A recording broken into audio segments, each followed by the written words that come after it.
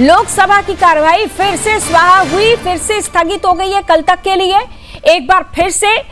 जनता जनार्दन का पैसा किस तरह से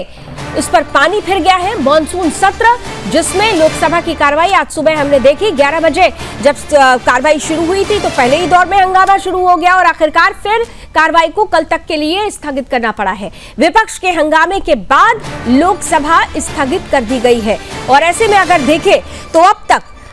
जो पूरा अगर टोटालिटी में देखें जब से 20 तारीख से लेकर अब तक की तारीख तक देखें तो लोकसभा में हालांकि काम किरण रिजिजू साहब पहले कह चुके हैं कि जो जरूरी चीजें हैं वो आगे बढ़ रही हैं, लेकिन विधायी चर्चा जरूरी थी और चर्चा से ही आत्ममंथन से ही चीजें